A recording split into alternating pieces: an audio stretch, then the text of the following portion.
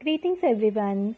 Thank you for being here. In this particular video, we'll be talking about the gateway drugs and how common they are and what are the effects on children and young adults. As a hint, I'll tell you, we are talking about gateway drugs. Drugs mean the substances like alcohol and a lot of such substances. We'll be talking about all those things. Do not worry.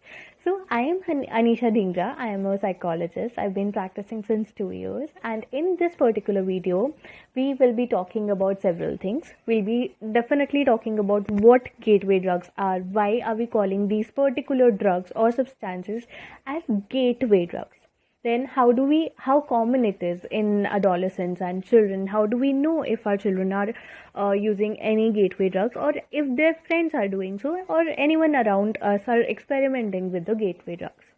We'll be also talking about the reasons why basically young children, adolescents fall into trap of taking the gateway drugs. We'll be talking about the very important effects that these gateway drugs causes on young brains and minds. Lastly, we'll be talking about the tips and tricks the parents can utilize. We'll be talking about the don'ts and the do's for parents if you think your child or someone around your child is abusing or have started using the gateway drugs.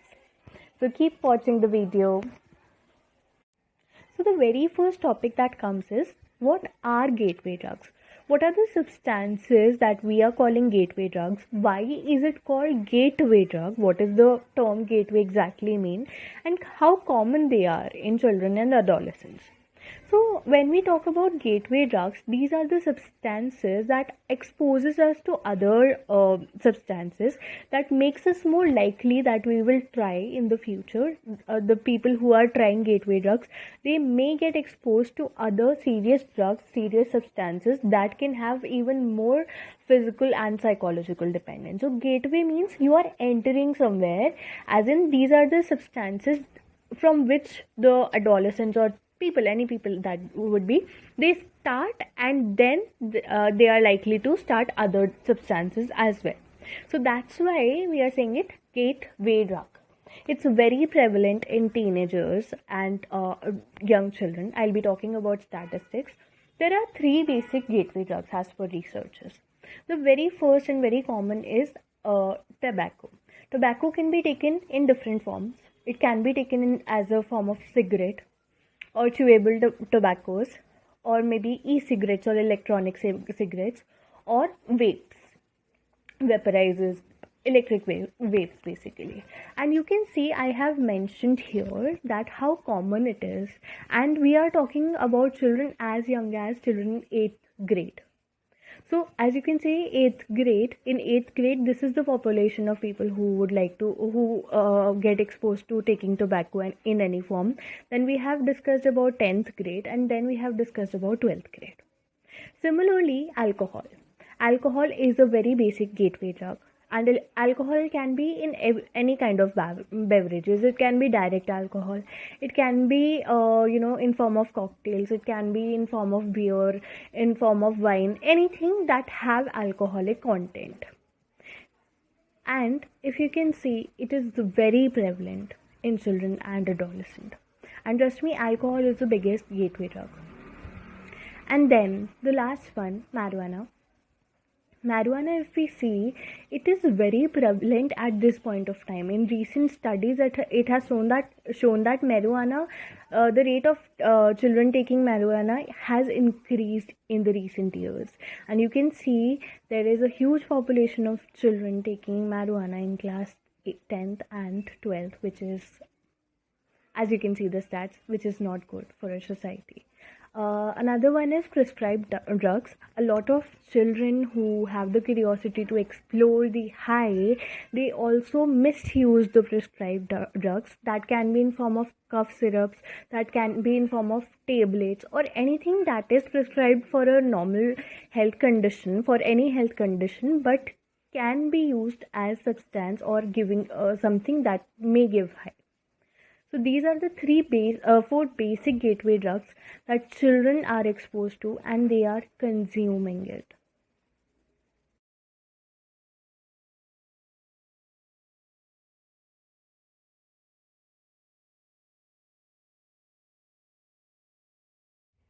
Now, let's talk about the identifiers.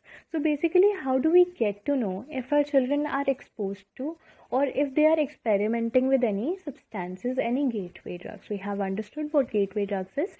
Now, let's talk about the signs and symptoms. How do we get to know about it? The very important point before beginning anything I would like to mention is in this adolescent age, in the teenage, everyone among us know that the children are going through a hormonal change, their bodily changes. They have changes in their school because their classes are changing, their sections are changing, they are choosing their career, and they are getting to have bigger social environment around us. They are now getting out of homes to be with people and experimenting with the friendship as well. So, if we talk about adolescence in general, a lot of changes are happening already. So, we do not have to feel like, okay, this particular thing is a symptom, now my child would be taking any gateway substance. It's not like that. We still have to confirm, and I'll let you know how to definitely ask from the children, children without offending them. But the common signs and symptoms include that the very first thing is such children are seen that they are more absent in the school or tuition, and if not physical absence, they may be physically present there, but they may be mentally absent there, and that can be shown in the academics also. But again, change in academics still doesn't mean that the child is taking any substance. Another thing can be their lesser interest in any hobbies or the things that they previously liked. Yes, this is a possibility, and this can be because of social change also. But what generally happens, because these gateway drugs have this tendency that if the child is taking that, if the adolescent is taking that, so they would, decrease the likeliness of enjoying the thing that they previously liked to do. For example, if your child likes football or dancing or anything, because of the substances, because they have specific chemicals in them, it will decrease the likelihood that the child would continue liking the sport or the activity they previously liked. Another very important thing is less interest or less interaction with the family or friends. It has been seen the children who are experimenting with these substances, the discussion with the parents are getting are decreasing, or the friends are decreasing. It can happen because of the reasons, because they are changing their bonds also. But again, these can be one of the symptoms. Another symptom can be increase in the need of money. One very important thing we need to focus is that when the child comes into adolescence, they have a internal need of making a difference in the society. So they would like to, experiment over their looks, experiment over their dressings, about a lot of things, and they would also like to spend more time with the friends. They would like to enhance their social circle, and because of which they may need money genuinely also.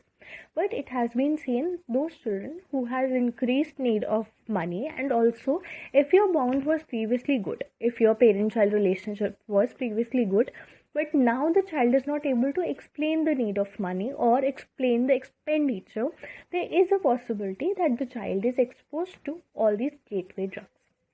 Another can be change in the friends group. It's a very important indicator. So what usually is seen that the children are derived because of their curiosity. The adolescents are derived towards the friends group who are so-called chill, who are so-called enjoying their life because of all these drugs, or substances. So these children have a tendency of changing their friends group and more attracted towards these people. They would like to join these groups. And secondly, perhaps if there is a group who doesn't do any kind of substances, if they know a person in their group who has been doing this or who has started doing this, there is a possibility that they themselves disregard that person. So that person have to eventually change their friends group. So we have to change. There can be a change in friends group also. There can be a change in personality also. It's seen that people tend to become more irritable, more impulsive, more aggressive, and less likely to talk. Now we have come to a very important segment of this video, that is the reason why children tend to experiment with the gateway drugs? What are the reasons that derives them to experiment with these? And it's a very important thing to understand all these reasons. It's a very important thing to as a parent or caregiver to basically understand them and talk to your children about it. Have an open dialogue with children about it, not basically blaming that you're doing it, but as a genuine discussion that there may be a possibility of you experiencing through that, maybe today or maybe tomorrow, and it's important for you to know about it so that you can take a more informed decision later on. So I would really suggest you, and we'll talk about it, how to have a discussion with the children about this particular topic. But as of now, let's just focus on the reasons why this is happening or this may happen. The very first reason is the peer influence. So it's a very, when the adolescents are growing up, they have a genuine need, and every adolescent have that need of appreciation and need of attention, right? So even it happens with us. So if someone tells me that I look good in Western or I look good in Indian, I would rather, wearing Western or experimenting with Western because someone told me that I look good in Indian. I would try to wear Indian clothes, or I would try to adapt my behavior in that particular way which is more appreciated or brings more attention to me. That happens with everyone, and so that is happening with your children as well. So we need to see if our children's peer group is having exposure to alcohol, exposure to tobacco, marijuana, or any kind of substances, the gateway substances we have talked about. They have easy access to it. They're getting more attention because of using those substances, because it usually happens that children who start using these substances are socially in the talks, or they're getting the attention, or they're doing parties and they're enjoying their lives. So what definition or what understanding it gives to a man children is that they are enjoying their life, they are actually happy having all these substances. And because they have a very very brief history of using these substances, there are lesser chances of immediately that their brain or their body is getting affected by these substances, or they are showing any kind of negative consequences. So because of all these things, children are more derived towards using substances because of the peer influence. Another very important thing that happens at this age is change in the family structure, change in the social structure, because now they are expanding their social bonds, they are experimenting with them, they get to know friends, they are more derived to talk or make more friends and trust on them. There is a possibility because of the hormonal change, the bond between the parent and children is decreasing, they're getting more irritable, they are less likely to talk to you and have a good discussion that previously used to happen. Because of these changes, there is a possibility that child is derived to use something that their friends are using and not depend on their parents for that. Another thing that has been seen is that because of irritability, children or parents may expect something and children may not follow that. And, as a consequence, child may understand that their parents do not like them and they are not happy with them. So if there would have been any friend who has been using these substances, that friend would say, don't worry, we are there, and at least use these substances, we are not going to betray you. They may say that your parents are betraying, but we are not going to do that, we love you, we support you. All these things, all these statements can be used. So that can also affect. There may be a possibility the child is experiencing emotional neglect by the parent. We have proper documentation about it. You can read about it. There is a possibility that the children are exposed to substances, exposed to alcohol, or at least any kind of nicotine around their home.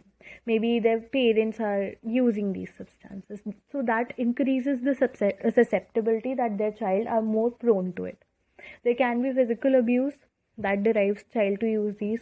There can be emotional abuse. There can be verbal abuse as well. That can make the child try these things. And then lastly, the child have a natural curiosity at this age, and it is there with everyone. So it's their natural instinct to try all these things. Continuing the reasons, This particular reason, that is the media influence, is one of the biggest reason that is deriving the children to use any kind of gateway drug. Though it has been shown, if we talk about media, we can talk about movies, we can talk about web series, we can talk about comedies, we can talk about ad series that is happening, we can talk about the games that are there, we can talk about the advertisement that are posted, that are, as a posters, they are published, and magazines and what not. Though they mention that this is something that should be avoided, this is something that can be harmful, but simultaneously it's giving a picture that these particular substances, mainly alcohol, maybe mainly smoking, these are cool things, these are the things that adults do, and children and young adolescents have this curiosity of proving themselves to be adults. They are shown to be more cool, they are shown that people who do all these engages in all these behavior, goes in party, celebrate their life more, and they are less unhappy. So I cannot emphasize enough that unfortunately media is exposing our young children into all these gateway drugs which are not at all good for them. The next thing can be one of the things that are the thought of that they doesn't exist in children or adolescent, which is not the fact. So the children, since they are facing a lot of changes already, they are exposed to there is a possibility that they may be going through depression, they may be going through anxiety, they may be going through PTSD, they may be going through ADHD, they may be going through a lot of mental health issues, or maybe simply feeling lonely and not having friends around and not having a good company to talk. So all these reasons can actually also derive the child to use all these substances. Per se, if the child obviously wants the social interaction, but because of social anxiety, because of their personality traits of being shy or not so confident around people, or because of loneliness, they are not able to talk to people as such. But since they have a need and they have per se experimented with alcohol, they have believed that they are more comfortable, their inhibitions, their discomfort is decreased when they're having all these substances, or whenever they're holding a cigarette, it's more appealing and more people tend to talk to them. These indicators can actually result in children getting more exposed or use of all these substances. So mental health issues can be one of the reasons because of which the child is trying to compensate by using all these substances. So the primary thing we can do is to let the children talk to a professional about it, so that their mental health issue can be dealt in a very healthy way. Another reason can be inheritance and its vulnerability. So if we go by genetics, if we talk about researches, alcohol, all these substances have a tendency that these things are taken more. Children who are having a genetic vulnerability, that means if the parents are using all these substances, then the children are more likely to get used to all these things, and they are more likely to even get the substance abuse diagnosis, where they are more dependent on the substances. Their brain physiology also changes because of the inheritance. So the inherited vulnerability is one of the biggest factor that may also lead the child to actually use these substances. We'll talk about more factors as well. Another very important reasons because of which children are exposed to alcohol can be underdevelopment of the brain. So if we talk about young adolescents or children, their brain are still developing. We talk about the cortex, it's the part of the brain which is still changing, still adapting, and new neurons are formed, and the older neurons degenerate and new pathways are formed. A lot of changes are happening here in the brain. So because of which the child do not have fully developed brain yet, or the adolescent do not have fully developed brain yet. That means the child would not be able to take informed decision. They won't be able to do a proper judgment of the situation and and make a decision. And this is because of the brain changes that is happening. Though adolescent may deny about this, but it's a scientific fact that is happening. So, one reason can be this. Another very important thing that I want to explain in detail is the willpower. So, we assume that people have the willpower to choose not to or choose to have all these substances. And if a child, so basically, if a child continues the substance, it's about their willpower, it's about them. If you think so, then I would like to tell you the reality, which is not the same as you think. It's not because of our willpower, rather, it's happening something very, minute in our brain. It's very deep down here and not in our hand. What is happening? So, here we talk about dopamine. All these substances, be it alcohol, be it anything that we enjoy doing, it can be simple as using a phone or eating a chocolate, or nicotine or alcohol or marijuana or any prescribed drugs that we have talked about. All these things that gives us pleasure, any kind of pleasure, releases dopamine. So if we enjoy particular thing, if I enjoy scrolling through my phone, what is happening in my mind? The dopamine is getting released, and that's why I'm feeling enjoyed. So, what happens? We have a tendency. So, for example, if I ask you that you have to try this new brownie and you haven't tried this before, and what would happen? You previously like another sweet. Let's say you previously like gulab jamun, and if I ask you to rate that, you say it 8 out of 10. And now I give you this new brownie, and when you eat that brownie, dopamine is released here in your mind. Now, because you have tried that for the first time, your mind would tell you that I really like this particular chocolate and I want it more. And it would trigger you and, give the craving that I have to try to get this particular brownie again and eat it. This is happening here and not in our hand. And simultaneously, what would be happening that the previously thing that you like gulab jamun I mentioned, you will be less likely to eat that. Rather, you'll have a craving for the new thing. So it's all happening because of the dopamine that is released, and substances like alcohol and all the gateway drugs releases more dopamine rather than the healthy things that we have around us. So again, willpower does not play a very important role. It's all about the biology. It's all about the chemicals that are released because of the drugs. And the last important thing is self-image or body image issues or lower self-esteem. So at this point of time when the adolescents are changing, there are so many bodily changes, hormonal changes, their voice is getting changed, their appearance is getting changed, they are getting more hairy, they are getting more acne and whatnot. And also their social structure is also changing. So there is a possibility that they do not like themselves, or they are not so comfortable with the bodily changes or the changes in their personality. So at this point of time, supposedly if alcohol have this habit of, alcohol have this tendency that in that particular time when we are consuming that, we do not think about all these negative things. We feel more happy, we feel more euphoria, we feel more joy. So the child will understand that, okay, whenever I consume alcohol, I feel more happier, I do not have these negative thoughts, I do not compare myself, and therefore to feel happier, I have to get back to the substances. So these are the reasons why your child may be prone to all experimenting with substances. Let's now talk about what are the effects of taking all these gateway drugs in young brains and bodies. So it's very important how these things are impacting our child's health. So if we talk about the brain, firstly, their brain, as I mentioned, are still developing. It's still adapting. So anything that is changing because of the chemicals that we are, or the substances we are taking, these create some kind of chemical change that can result in brain structural changes or brain functional changes. So basically, if there's any part of the brain, the structure may change or their functioning may get influenced.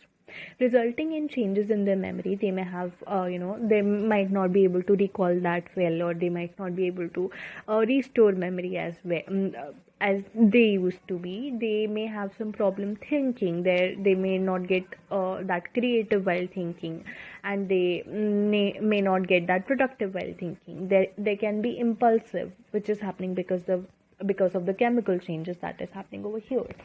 There is a possibility, researchers have shown, that their IQ, that is intelligence, may also fall down even after stopping taking all these substances. So supposedly, if a child used to consume substance but now they have stopped, but still there is a possibility that the IQ changes persist. So that is non-reversible changes that can happen in the brain.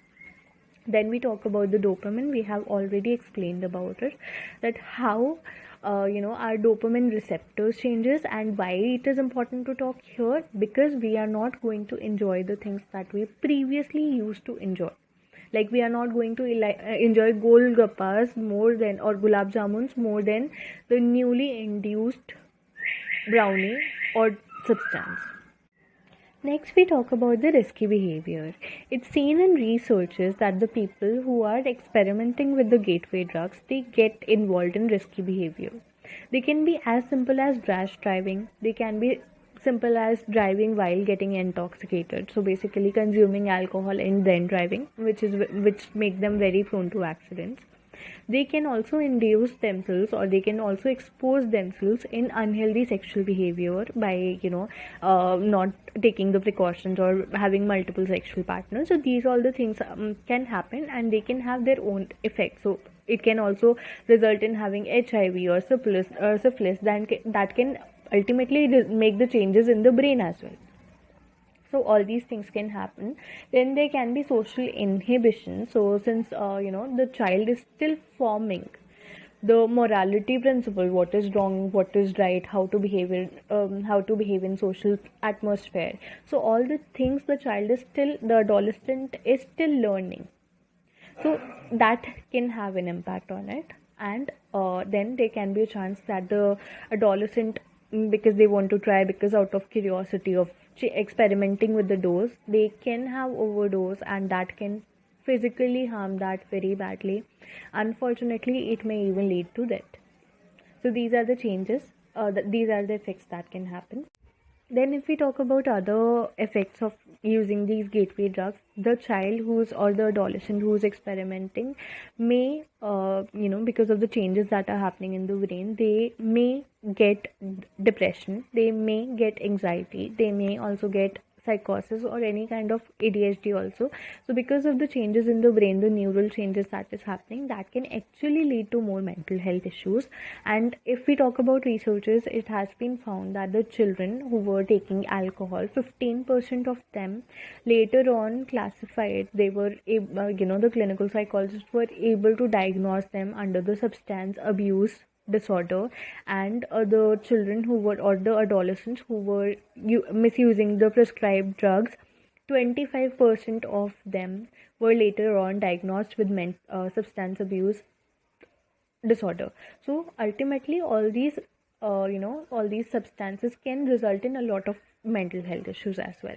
Then it has been seen that majorly in adolescents, not adults as such, but adolescents have a tendency of binge drinking, that is taking more than 5 drinks in a row. So they have more tendency of binge drinking. And lastly, they have less feeling that they need help or they need correction. One, because they are getting a lot of attention and positivity because of these social behavior, because of this substances. Another thing can be because they have very brief history of taking all these substances. It might not have immediately affected on their brain, on their body, on their physical well-being. Therefore they might not even analyze, or they might not even understand that this can cause problem in the future. So there can be a denial for or denial for treatment, or denial for management of these things. Finally, we have come to the last part of our video, that is being a parent or being a guardian. How should we take care of a child? How should we talk about these? So, I'll help you out with that, but just before that, let's look what not to do when talking about this substance, gateway substances or substance induced behavior. The one thing that we should definitely avoid is abuse or physical harm to the child. If the child is telling you, or you have got to know about it, the worst thing we can do is being physically violent, being verbally violent, or being emotionally violent, because anyhow it's going to distance you from the child, and child is going to, rather than stopping that behavior, child will put all the efforts and time in hiding that behavior, and the child will be more derived towards that behavior. So the worst thing can be any kind of abuse that we can do, or any kind of negative punishment that we can do. Then a lot of people say that I am not going to talk to you, you do not come back home, you're not our son, we are not going to have any discussion. Do not do this. Do not stop your communication, do not stop your contact. That's very much important for your child to have it, so to get out of this behavior. The next thing is breaking the trust. A lot of children tell me that my parent told me that you feel comfortable to tell me, and when they told, they were beaten, or they were not, the trust was basically broken. They told they trusted their parents, and now they have come in a very negative light, and their parents are not talking to them, and all these things. So do not break their trust, because this is the very important phase of their life. If the trust is broken now, the child may not be telling you anything from the future, and they may get in a very serious problem in the future.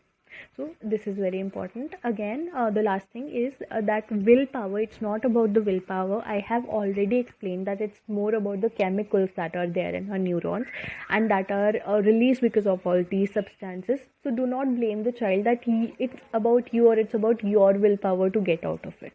They need proper treatment, they need proper management by a psychiatrist, by a psychologist, and it's not just there in our hand. It's not as simple as it seems. Lastly, let's talk what to exactly do when we are dealing with certain children or adolescents who are exposed, or who have a tendency to get exposed. How to actually talk to them. The very first important thing that I always emphasize is to have a good relationship with your children, is to build a trust with your children, that they can come up to you, they can tell you whatever they want, and they won't be judged, they won't be criticized, they won't be punished.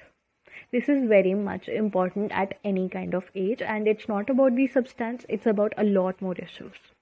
Then accept their unwillingness or their discomfort to talk to parents. It's not easy to tell your parents that you have people around you who are taking alcohol, who are taking marijuana, who are taking any kind of drug, or who are smoking, because we have that stigma around us. It's definitely not easy. So do accept, do tell your child that I understand that you may feel uncomfortable, but I am, as a friend, I'm going to listen to you, and you can trust me. And you have to maintain that trust. Do not break that trust. The child will not tell you in future if you are not able to win that trust. Whenever you're talking about anything, majorly when we are talking about substances that can be very much uncomfortable for the child, it's way too important as a parent or guardians that we are not directive. We are not telling the child what to do or what not to do. We are not setting the rules for them. We are not setting you have to do this or that. We're not like that. We are simply letting the child know. We are simply discussing. We are having an open dialogue. We are guiding the child. We are telling them that what may be possibility, but we are not directing them. We are guiding them basically. This is very important when talking about substance in general. Then you can practice informed consent, so informed decision. So basically, rather than telling the child you have taken a wrong decision, you tell the child that this could be the possible these possible solutions can be taken, and it's your responsibility what you want to choose, but this could be the consequences of it. So you're making the child practice informed decision making, where they are informed about every consequence they may go through, and then they are making a decision. You may also sometimes share your expectation that I do not expect, or I do not would not appreciate if you get into these smoking and these things because of these reasons are quite important. Tell the reasons. And then you may also set a behavioral contract that if I find you smoking, if I find you into this, you tell me what basically I should do. So rather than simply beating up the child, you are already telling the child, and you're asking them that if I catch you smoking, you tell me what should be done. Should I deduct money out of your saving? Should I punish you in this particular way? It's your discussion that you're making prior to the behavior. So the child would definitely know that if I would smoke, this is the behavior that I have already chosen. This is the consequence that I've already chosen, and this would definitely happen. And do not forget to make sure that it's happening. Otherwise, there's no use of this behavioral contract. Lastly, you can ask the reasons. It's very much important. As I told you, there are a lot of reasons: mental health issues and the self-esteem issues, body image issues, and peer influences. There are so many reasons that the child may not even feel bad about using all these substances. So it's our responsibility to ask the child why they are doing it, and if there can be a healthier way of dealing it rather than taking substances. Again, we can guide the child, right? And then do not neglect your child. If you're neglecting your child, if you're not having a communication, if you're simply expecting that your child is an adult and they have to think properly, they have to take proper decision, but you are not telling them, you are not having a communication, you are neglecting them, be it emotionally, be it physically, I am sorry, the child will be derived towards the substances. So it's our responsibility as parents, as guardians, as counselor, as teacher, to not to neglect the child. That's very much important, and have a good bond with them. By this I summarize all my by this I end all the video, and I hope that this whole section was very, very helpful for you.